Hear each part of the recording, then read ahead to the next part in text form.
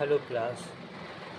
तो हम लोग पिछली क्लास में एग्जामिनेशन ऑफ शोल्डर पढ़ रहे थे, जिसमें हम लोगों ने शोल्डर जॉइंट पे आसपास में क्या है, कौन कौन से जॉइंट है, कैसे जॉइंट हैं, कौन कौन सी मसल्स हैं, ये सारी चीज़ें देख रहे थे।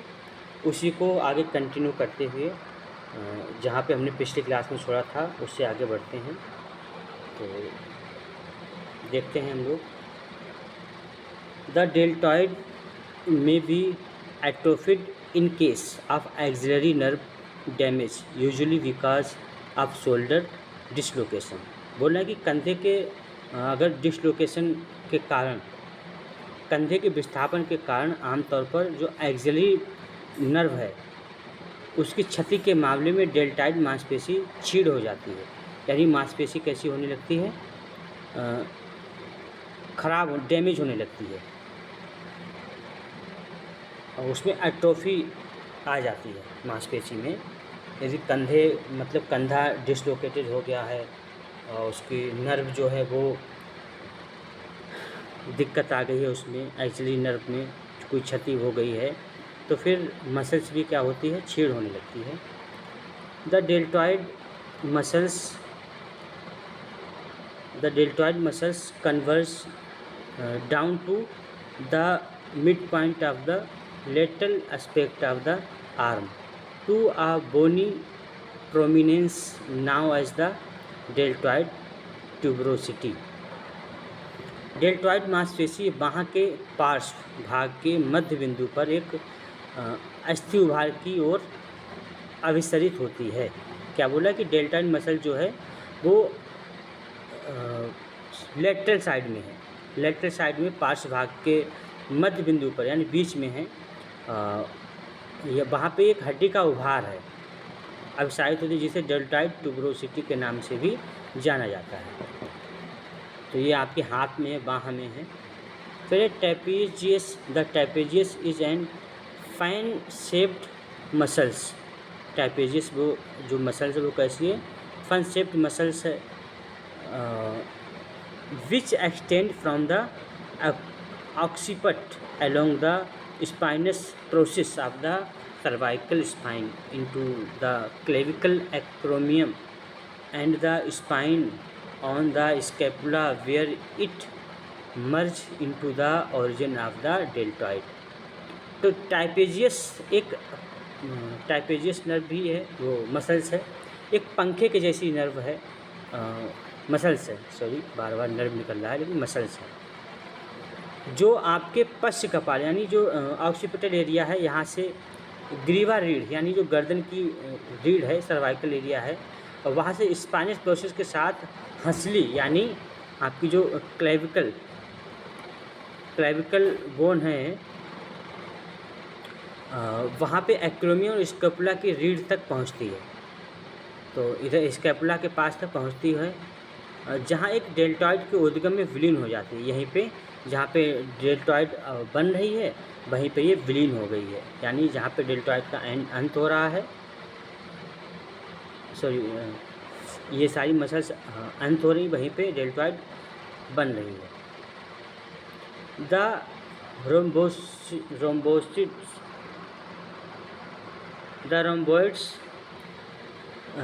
retract the scapula and run from the spinous process of the cervical spine vertebrae obliquely downward and laterally to insert into the medial border of the scapula।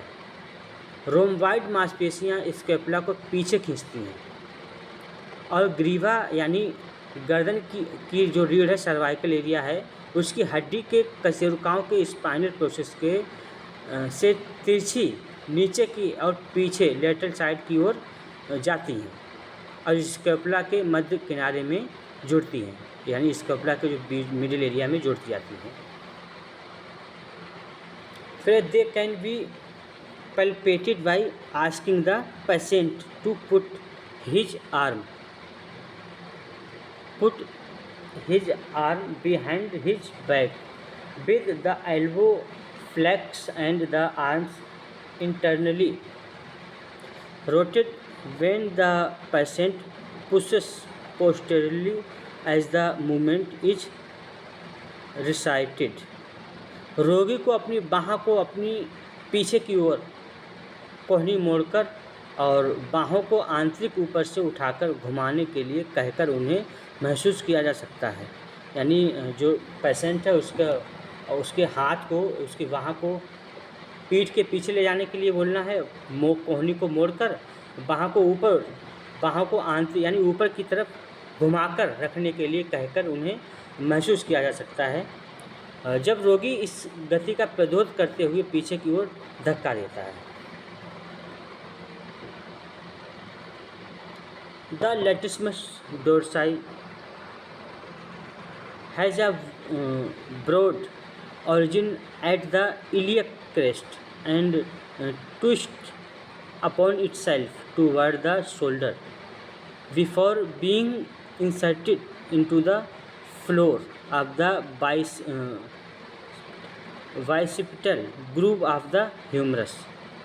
लेटिसिमस डोर्साई मांसपेशी इलियक क्रेस्ट पर एक विस्तृत उद्गम स्थान से जुड़ी होती है और कंधे की ओर मुड़ती है और फिर ह्यूमरस की बाइसिपिटल ग्रूव के तल में जुड़ जाती है। ट्रापेजियस जो कि आपकी शोल्डर, ऑक्सीपिटल, शोल्डर और स्पाइन की एरिया में मसल्स होती है। Latissimus dorsi. The serratus anterior muscles prevents winging of the scapula by anchoring the medial border of the scapula to the thoracic cage। Serratus anterior मांसपेशी scapula के मध्य किनारे को वक्ष यानी चेस्ट के पंजर से जोड़ती है। स्कैपुला के पंखनुमा फैलाव को रोकती है, यानी स्कैपुला बिल्कुल और ना फैले उसको रोकने का काम करती है। Range of movement. Range of movement ये क्या है? तो range of movement, the range of movement possible if the shoulder girdle are mainly abduction, adduction, flexion, extension, internal rotation and lateral rotation. कंधे के जोड़ में संभव गति की सीमा मुख्य रूप से आपकी कौन कौन सी है? एडक्शन है, अबडक्शन है, फ्लेक्शन है, एक्सटेंशन है, इंटरनल रोटेशन है और लेटरल रोटेशन है। ये सब होती हैं। अपहरण, संयोजन, फ्लेक्शन, एक्सटेंशन, आंतरिक घूर्णन और पार्श्व घूर्णन, तो ये रोटेशन होते हैं। This movement are tested both activity and passively. तो ये इनका परीक्षण होता है, इन गतिविधियों का परीक्षण होता है एक्टिव तरीके से भी और पैसिव तरीके से भी।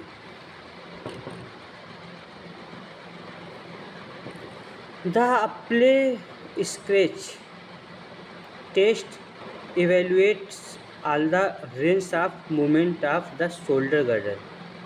एप्ले का स्क्रैच टेस्ट कंधे के जोड़ की सभी गति सीमाओं का मूल्यांकन करता है।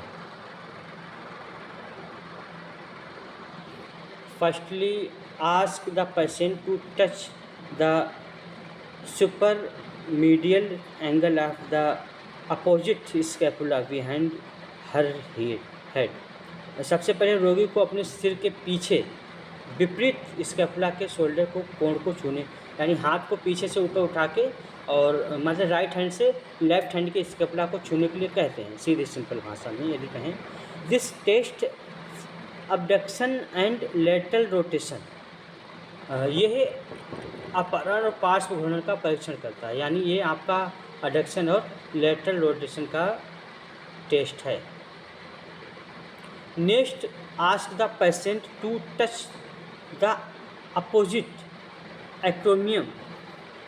Acromion in front of her head which test internal rotation and adduction. इसके बाद रोगी को अपने सिर के सामने विपरीत एक्रोमियन को छूने के लिए कहें, जो आंतरिक घूर्णन और संयोजन का परीक्षण करता है। अब ये सामने से कह रहे हैं कि हाँ घुमाएं और एक्रोमियन को छूने के लिए कहें, तो इससे रोटेशन पता चलेगा। Finally further test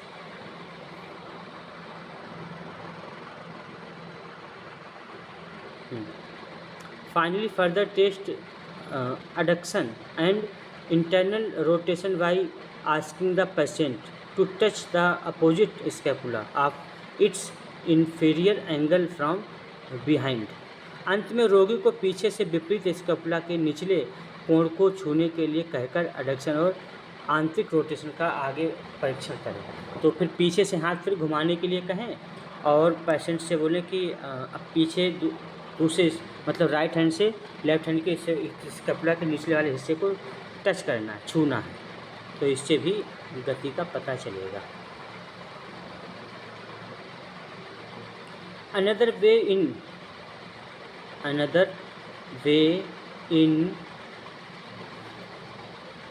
which all of these movements are tested is by asking the patient to abduct his arm to 90 while keeping the elbow extend।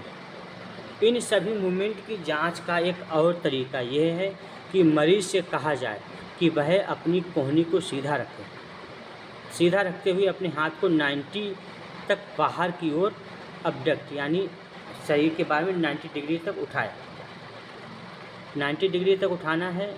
Then with his four arm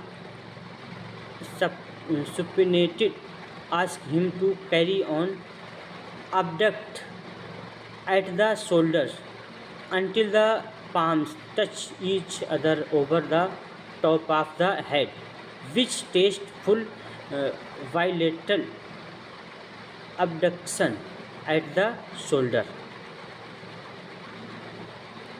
फिर अपनी कलाई को बाहर की ओर घुमाते हुए उसके कंधे से हाथ को ऊपर उठाने के लिए कहें जब तक कि हथेलियां सिर के ऊपर एक दूसरे के टच ना हों। इससे कंधे में दोनों तरफ पूरा अबडक्शन चेक होता है।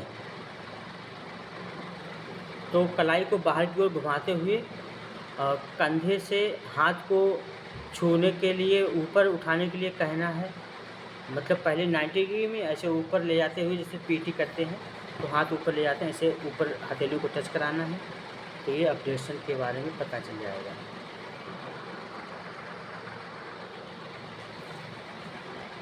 Next ask the patient to keep his hands behind his neck and push his elbow posteriorly which test abduction and lateral rotation।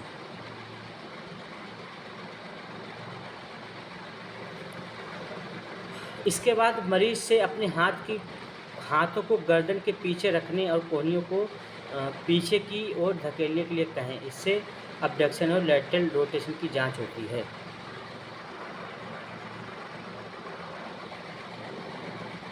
तो क्या करना है, हाथों को गर्दन के पीछे रखना है, एल्बो को पीछे खींचने के लिए कहना है।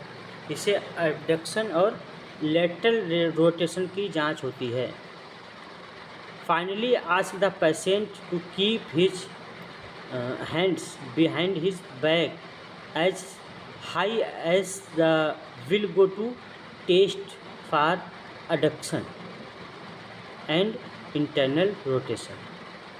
आखिर में मरीज से अपने हाथ को पीठ के पीछे जितना हो सके उतना ऊपर ले जाने के लिए कहें ताकि अडक्शन और इंटरनल रोटेशन की जांच की जा सके।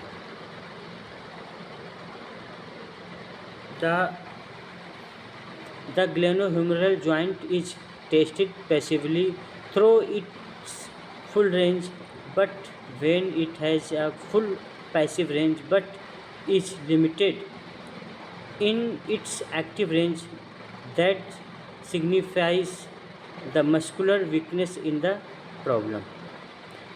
ग्लेनोह्यूमरल जॉइंट की जांच पैसिव तरीके से उसकी पूरी रेंज में की जाती है, लेकिन जब इसकी पैसिव रेंज तो पूरी हो लेकिन एक्टिव रेंज सीमित हो तो इसका मतलब है कि समस्या मांसपेशियों की कमजोरी है। तो ये मांसपेशियों की कमजोरी के बारे में पता चलेगा। To different between extra and intra articular block feeling at the point of blockage will determine which is involved. It is rubbery in case of rubbery in case of soft tissue, extra articular block as compared with a bony block which is abrupt and bony in nature. Extra articular और intra articular रुकावट block के बीच अंतर करने के लिए रुकावट वालों की जगह पर महसूस करके पता लगाया जा सकता है कि समस्या कहाँ है।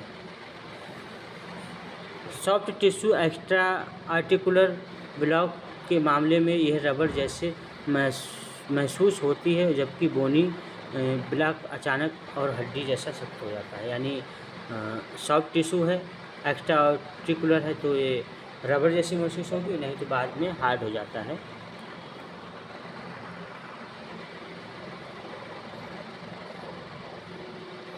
All of these active and passive movement are tested in three different stages, namely pure glenohumeral motion, scapulothoracic motion and a combination of both. इन सभी एक्टिव और पैसिव मूवमेंट की जांच 3 अलग अलग चरणों में की जाती है, यानी शुद्ध ग्लेनोह्यूमरल मूवमेंट, स्कैपुलोथोरैसिक मूवमेंट और दोनों का मिला जुला मूवमेंट। इसमें सब जांच की जाती है।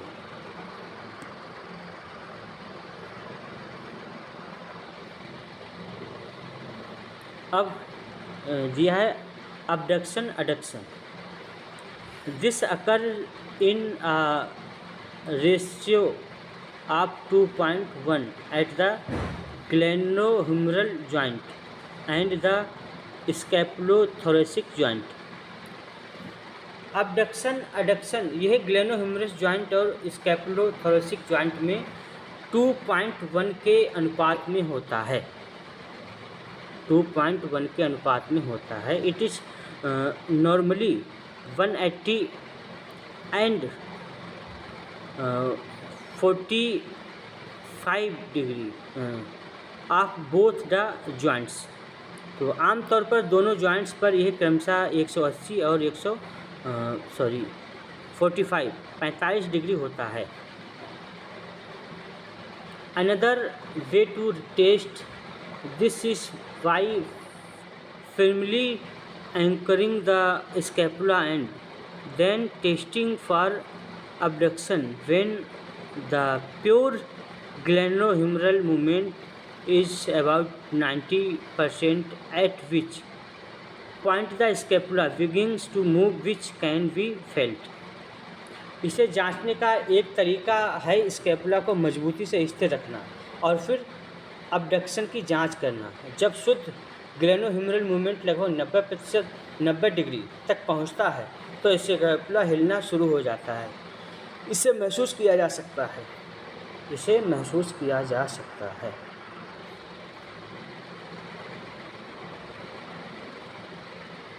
Full abduction is completed when the arm is externally rotated so as to increase the articulating surface of the humeral head. पूरा एडक्शन तब होता है जब हाथ को बाहर की ओर घुमाया जाता है ताकि ह्यूमरल हेड की आर्टिकुलेटिंग सतह बढ़ सके।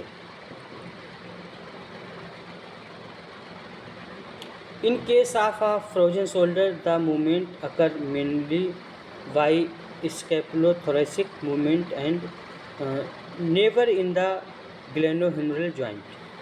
फ्रोजन शोल्डर के मामलों में मूवमेंट मुख्य रूप से स्कैपुलोथोरैसिक मूवमेंट से थोड़ा होता है, ना कि ग्लेनोह्यूमरल joint.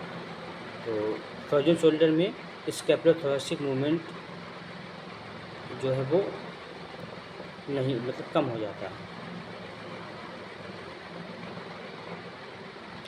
Flexion extension, normal movement in about 90 for flexion and 45 for extension. Flexion extension यानी सामान्य मूवमेंट फ्लेक्शन के लिए लगभग 90 डिग्री और एक्सटेंशन के लिए 45 डिग्री होता है। द मूवमेंट में be limited in case of bursitis of the shoulder or bicipital tendencies. कंधे में बर्साइटिस या बाइसेप्टल टेंडाइटिस के मामले में ये मूवमेंट सीमित हो जाता है। मूवमेंट कैसा हो जाता है? सीमित हो जाता है।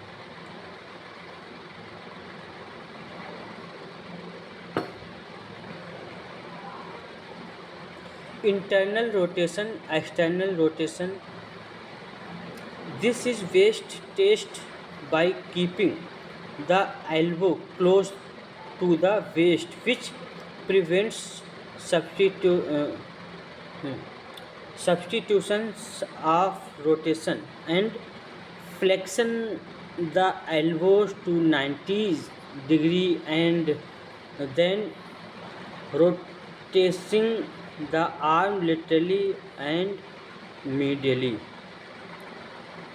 तो इसे सबसे अच्छी तरह से कोहनी को कमर के पास रखकर टेस्ट किया जाता है। कोहनी को कमर से टच कर दीजिए तब जिससे रोटेशन में कोई दूसरी हरकत नहीं होती है, यानी और कोई मतलब मूवमेंट नहीं होगा। इसके लिए कोहनी को 90 डिग्री पर मोड़ना होता है, सामने हाथ, और फिर हाथ को बाहर और अंदर की ओर घुमाते हैं, left right.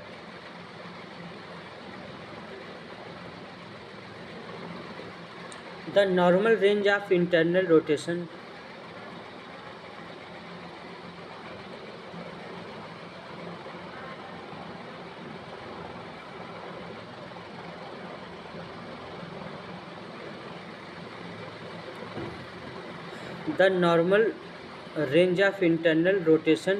in about 55 degree and the normal range of external rotation is about 45 degree.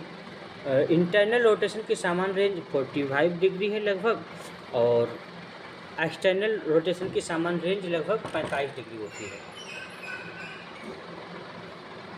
The alternative technique to test for internal and external rotation by asking the patient to abduct both her shoulder to 90 degree with bent elbow for to 90 and then test for rotation with palms facing upward and downward। Internal और external rotation को test करने का एक और तरीका ये है कि मरीज से कहा जाए कि भाई अपनी दोनों कोहनियों को 90 डिग्री पर मोड़कर कंधे को 90 डिग्री तक बाहर की ओर उठाए, अबडक्ट करे, और फिर एल्बो कोहनियों को ऊपर और नीचे की ओर करके रोटेशन को टेस्ट किया जाए। ठीक है, तो ये रोटेशन यानी मूवमेंट की बात की गई थी, यहाँ पे शोल्डर मूवमेंट की रोटेशन की बात की गई थी। तो ये शोल्डर एग्जामिनेशन था और रेंज ऑफ मूवमेंट की बात थी यहाँ पे। ठीक है, अब हम लोग आगे नेक्स्ट एग्जामिनेशन है वो है आपका एग्जामिनेशन ऑफ द एल्बो। तो इस पे थोड़ी चर्चा कर लेते हैं। तो अब जो आपका एग्जामिनेशन है वो है एल्बो, इस पे बात करते हैं हम लोग। The elbow is a hinge joint compressing 3 main articulation, namely. कोहनी एक हिंज जॉइंट है जिसमें 3 मुख्य जोड़ होते हैं। जैसे कौन कौन सा? द ह्यूमरो अल्नर जॉइंट, यानी ह्यूमरस और अल्नर बोन जो है वो जुड़ती है।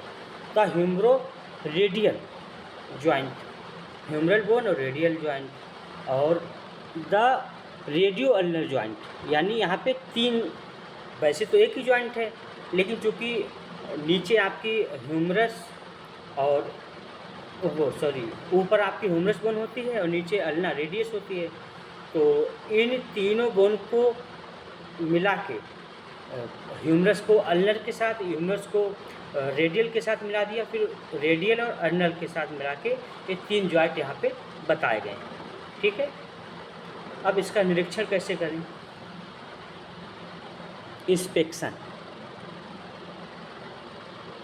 Inspection of the elbow joint is by means of observing the carrying angle, swelling and scarce. कोहनी के जोड़ का निरीक्षण कैरिंग एंगल, सूजन और निशानों को देखकर किया जाता है, यानी उसके एंगल, स्वेलिंग है और कोई निशान है, स्केल्स वगैरह हैं। When the elbow joint is extend in the normal anatomic position with the palms facing anteriorly the longitudinal axis of the forearm is at a slight valgus lateral deviation to the longitudinal axis of the arm। जब कोहनी के जोड़ को सामान्य anatomic स्थिति में सीधा किया जाता है और हथेलियाँ सामने की ओर होती हैं तो फोर आर्म की लंबाई वाली धुरी, यही लॉन्गिट्यूडनल एक्सिस, आर्म की लंबाई वाली धुरी से थोड़ी वल्गस यानी बाहर की ओर झुकी हुई होती है, झुकी हुई स्थिति में होती है।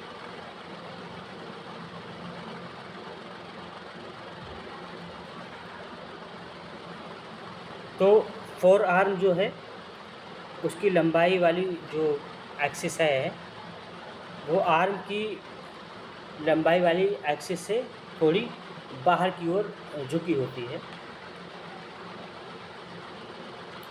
This is now as the carrying angle of the elbow which is normally 5 degree in males and between 10 degree and 15 in females, as it allow for the elbow to fit into the depression of the waist immediately above the iliac crest। इसे कोहनी का carrying angle कहा जाता है। पुरुषों में यह आमतौर पर 5 डिग्री और महिलाओं में 10 से 15 के बीच होता है, लेकिन यह कोहनी को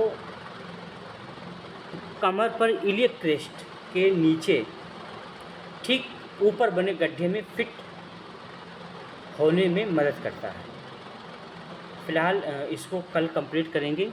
आज की क्लास को यहीं पे रखते हैं। इसी के साथ एक सूचना है, अगर आप अपना मेडिकल स्टोर चला रहे हैं और उसे फार्मा क्लिनिक में चेंज करना चाहते हैं तो आपके लिए बेस्ट है टेलीमेडिसिन कोर्स।